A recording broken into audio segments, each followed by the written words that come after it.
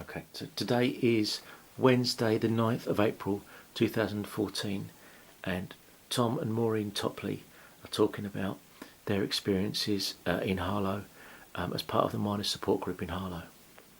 Alright, so the first thing I want to ask you then is, can you just tell us about how the support group originated then? Go on to say. Go on, what you were saying. Well, okay. There was a meeting called, say, like by Ian Turner at the time, who was the instigator of it all and the organiser, and he also was a Labour Party member. We at the AUW hall, he called a meeting there, and to set up a miners support group just after the miners strike had started. Right. And we got this meeting going. Quite a well attended meeting anyway. We got it off the ground, and we agreed that we would support the Kent miners. We made contact from then on with the Kent miners. Right. That was the first instigation, and we got off the ground by that. How many people were there? Well, there must have been about 50 people at least there, I think, anyway. Okay. And that was the size of meetings anyway. That was reasonable size meetings at that particular time. And were they trade unionists or political activists? Possibly, yeah. But the trade unionists, which because it was quite a few. There was like a Cossers that it was in. There was Medishield. There was Standard Telephones, UG, and so I think there was quite a few people that was involved at the time. And obviously the Labour Party was quite strong and quite big at the time compared to today. Well, Harlow Trades Council was a part of it as well, yes, as a whole of the body. Really. So how come Ian Turner took the initiative to do that then? Do you know? Well, I think he was like forward thinking anyway. I think, and I think he took the role because we needed to try and organise some support within the town as regards the miners anyway. Because I think he realised at the time that they would need support. What Thatcher was up to. Apart from the miners themselves, other people had to get involved and give support. Was he secretary of the Trades Council? Was it like, through that he did it? He was on the Trades Council and all that Right. at the time. He was. Right. Yeah, he was on the Trades Council at the time. Right, I see. Okay. And what were things like in Harlow before the strike? Was there a strong labour movement before the strike? Well, I think we took it as normal at the particular time, but obviously as we look back at the time, the labour movement as a whole in Harlow was quite strong, really, yes. When you think of all the organisation within the town, trade union was quite strong, really, and so therefore the labour movement had a background of strength, I would think, anyway. Okay. Comparing it to today. What were the factories all organised? Yeah, all the factories organised. I'm not saying they was all great organised, but they was all organised anyway. Not all the factories, but most of them was. Pitney Bowes certainly wasn't at the time anyway. Right. They had a strike going back in the 60s, and for union recognition and lost. Oh, I see. So there was one that they was always the same, but obviously they're gone today. So some justice there, I think. And you said about when the fascists came to Harlow, sometime before the strike. We think about 1981. Yes, about that time, really, yes. And they came to the Harlow town station, and the response from the people of Harlow was fantastic, really. Anyway, and we tried to stop them. The police let them march. They went around the outside of the town, didn't go into the town. We sat down in the road, and we caused quite a bit of disruption at the time. It was really well attended. There was young people, old people, and it's quite you know, Paul, because you was there yourself anyway. One of your first instances of getting involved in the struggle, and I think it was a fantastic effort. And so I think it was quite strong, really. Yes. It was so strong, in fact, that the police couldn't let the National Front march around the town. They had to they marched them back down to the station again. We threw them out of the town. Okay. All right. So how was the support group organised then? What was its kind of structure? Can you remember? Well, there was. I would think to casting my mind back there. It was organised to. There was miners that came to Harlow, and because they was campaigning in Harlow, so there was accommodation. That was one of the big thing, that they had accommodation when they come in, so it was looked after by people. There was like feeding the miners as well. Other people, apart from the people that accommodated them, they was going into people's houses for meals during the week and all that. Right. And in the town centre we had collections every Saturday. Yeah, it was in the town centre every Saturday. With meetings and collections. That was the support group and the miners themselves collecting every all day. Because they're all day Saturday, so there's people in the morning, people in the afternoon. Really? How many people would turn out for that? Well, I think there was about. Well, I'd say there was like in 2 shifts. So there was. I always remember there must have been sort of at least 6 people, 8 people in the morning, 6 people in the afternoon, plus the miners themselves as well. And that was always like 3 or 4 anyway there. And was that organised by Interna then? That Well, sort of rota? there was other people as well, but he Other was people as well. the backbone behind it, the driving force. Let's say. He was the organiser. Yeah, there was lots of people doing things, you know, and I can't sort of name them all. There's lots of people involved in doing all manner kinds of things. But he was the kingpin of it all. Okay. So were there? The Chans were involved as well. So what about, were there workplace collections then? Were members of the support group, you know, collecting in workplaces and bringing that to the support group? How did that work? Yes, well, it was like the union in each factory would be organised with the shop stewards. That they would collect money through every week, and it was passed on to the support group. That was roughly, I'll say, throughout the year, was roughly £1,000 a week anyway. Was that? Yeah, so you know, Harlow really did themselves proud, I think, anyway. Okay. United front, let's say. Okay, and so you were supporting the Kent miners at first. Is that right? Yes. So you internally made contact with the Kent miners. We've missed a part there. Yes, we did. But anyway, the miners' union, the NUM, came back and said to us, could we change?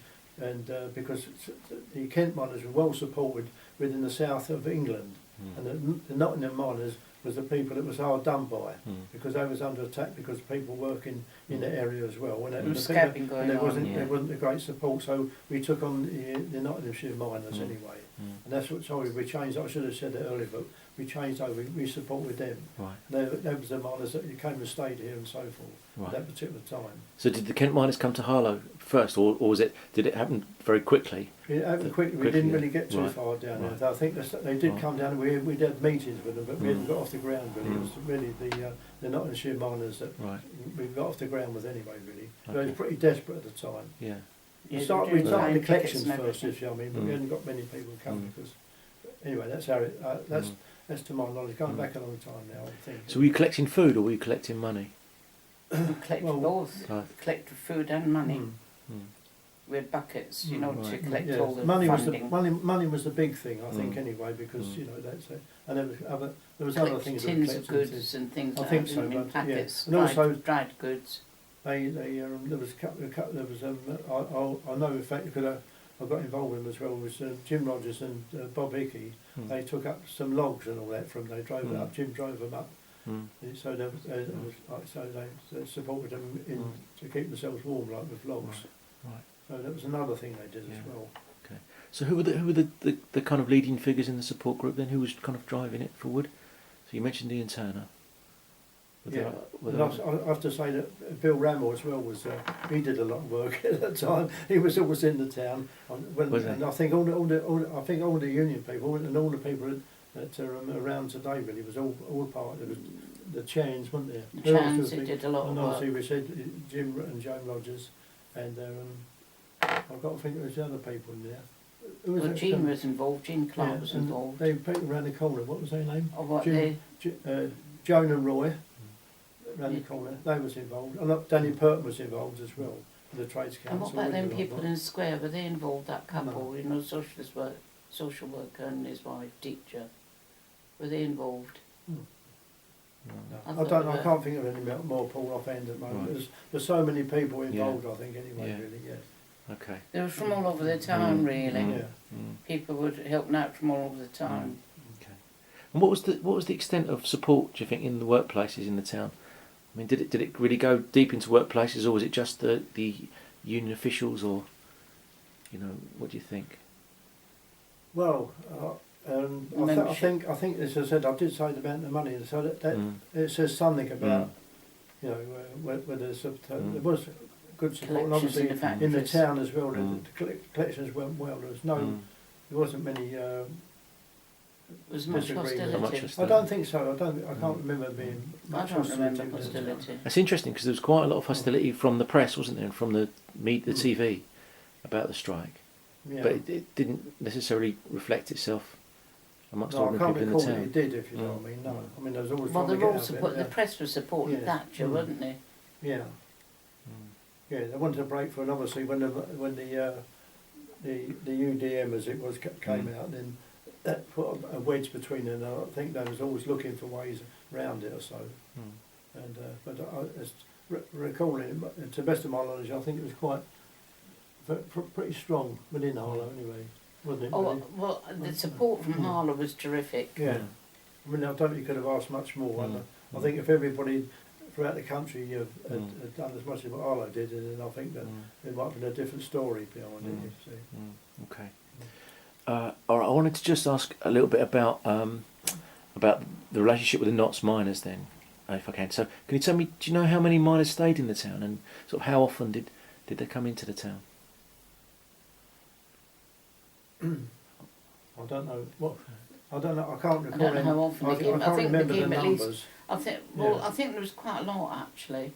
Mm. I mean, I think the Communist Party did quite a bit, didn't they? Yeah, well, it's everybody. But I mean, I don't know. I'm not sure about the numbers. Do you see what I mean? But you can say what miners came here, didn't they? Well, we had miners here. We had parties here for the miners to give them a chance to relax, you know. And the house was absolutely packed, you know, with miners and lefties. They used to come here, didn't the miners? Would come here like 3 of them used to come over 2 weeks or every 2 They weeks used to come or for 3 meals weeks. and as For well, meals, didn't so they? That went on all year really. All Did the it? whole year. They changed over, yeah. So.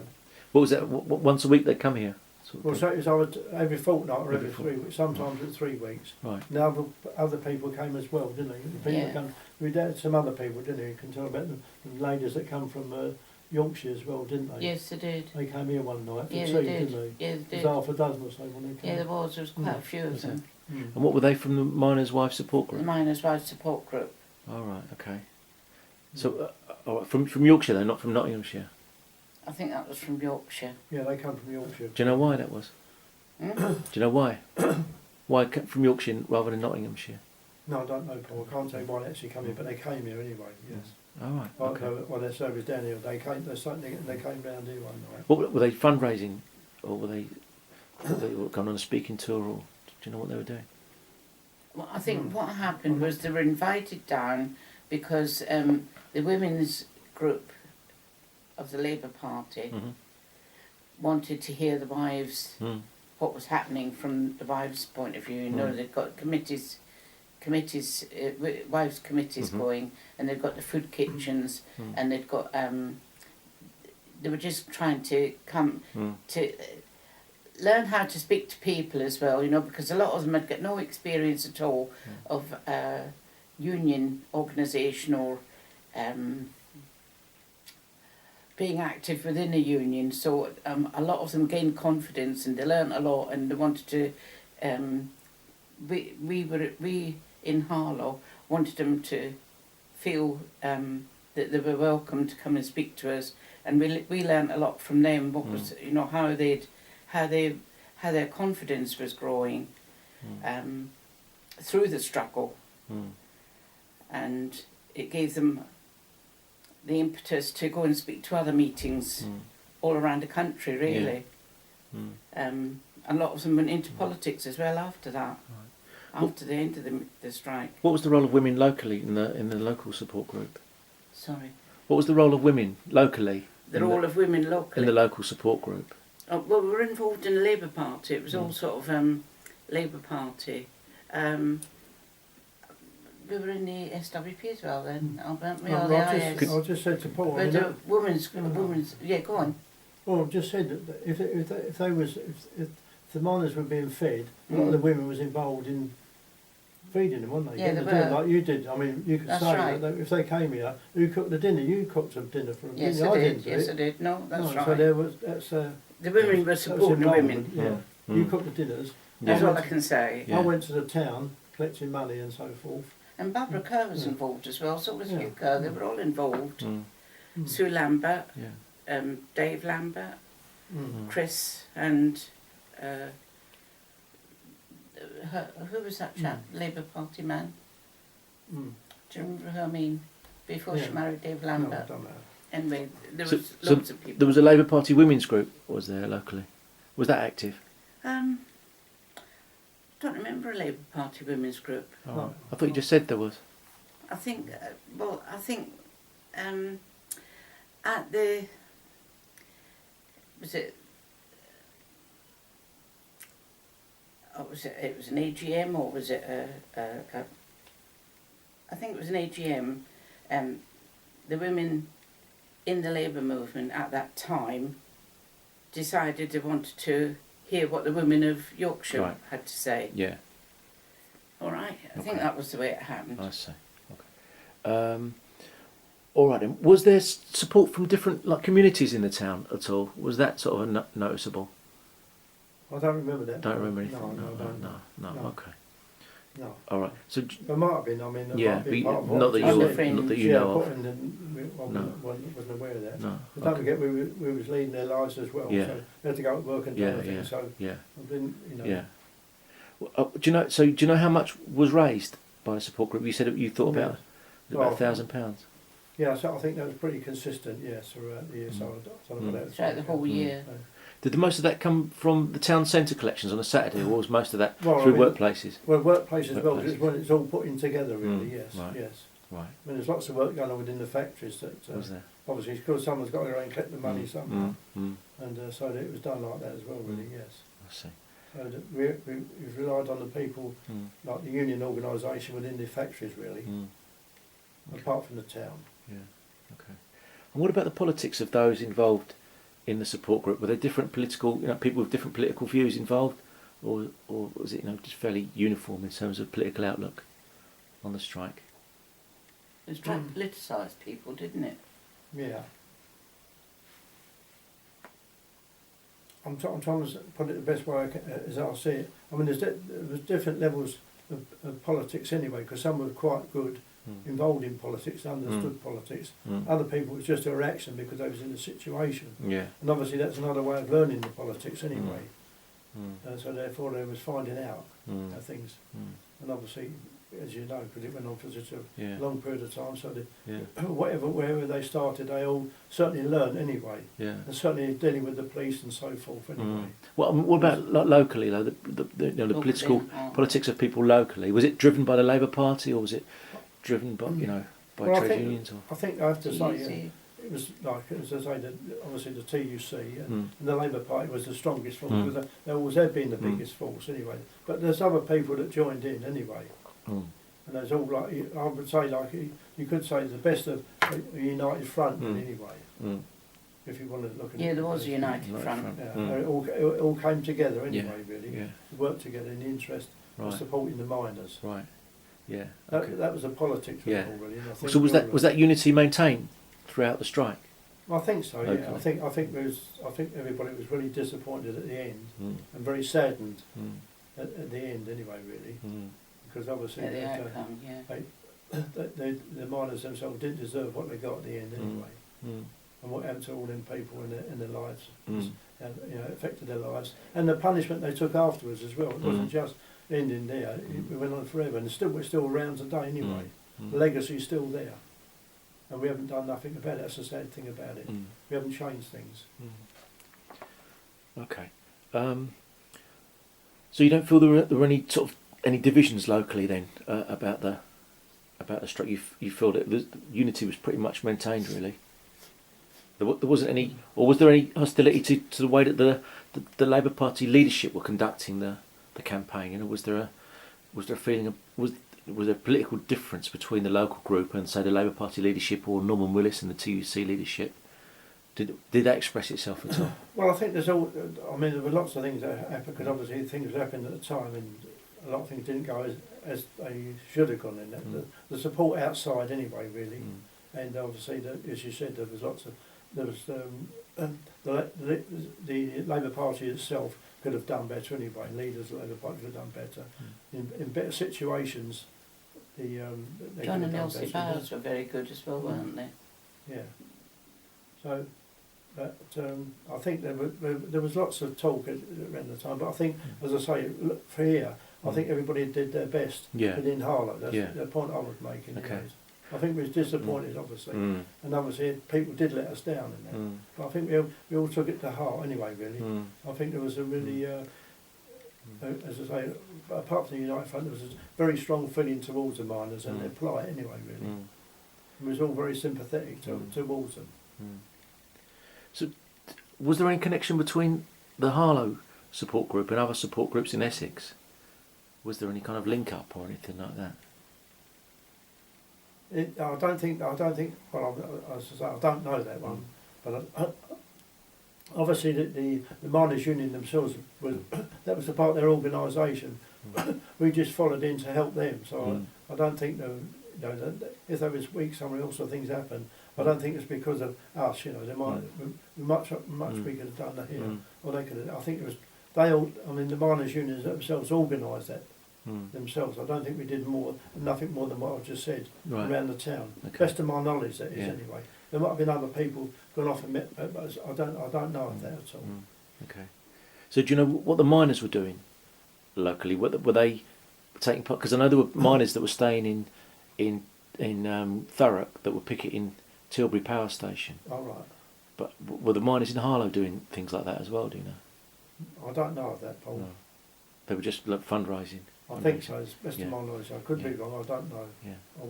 Unless they went off somewhere else and done things. Yeah. But they was certainly going into factories and meeting the union within the town organisation and so forth. I don't recall them going anywhere doing anything else. I don't know. I think there was things happening because they weren't all together in the town at the same time. But I can't recall exactly what. But I know they had to go to different places. Right. I don't know if it was to speak or if it was to. And that was that coordinated by the NUM? By the NUM, because a lot of them they were doing flying pickets as well, weren't they, at the time? Right. Okay. They had to go off. But not from here, there was nothing here, was there? No. I can't remember, I'm not too sure. No. I know some of them had to go off. That was all gone. And that's what I thought was going on at that time. I know they had a break. I could say there's a camp in Essex somewhere. Anyway, they organised a holiday as a bit of relief for the children. For the young children that come, and a lot of them organised it themselves. A lot of the women came down as well, and they to look after these kids within this camp for a week or so. And a couple of them came here one night for a break, and they came here for some tea one night. And because it was quite difficult at times for the kids and so forth. And it was quite exhausting. So there was other things within, like there, to keep them going as well, really. So I spent I was busy, and obviously they had to do the work within Nottingham as well. Yeah. So that was all not NUM controlling all that kind of activity, was it? Yes. It wasn't NUM. Yes. It wasn't the NUM centrally. Yeah. In Barnsley, it was Nottinghamshire that were organising that. Well, the things I spoke about, they did do that. Yes. Okay. Did you notice any difference in the amount of miners coming down into Essex, like as the length of time went on? Did it seem as though, or did the amount of miners coming to Essex, did it peter out? Trickle off? Did it peter out? Can you remember? No. Well, right up to the end, I think there was all coming here as far as I know. It didn't sort of peter itself out. I thought it was the whole year that. I think the momentum kept going because they were so angry. Yeah. I mean, the longer they were out, Thatcher was getting more and more shrill and strident, and it was the miners were absolutely solid. Did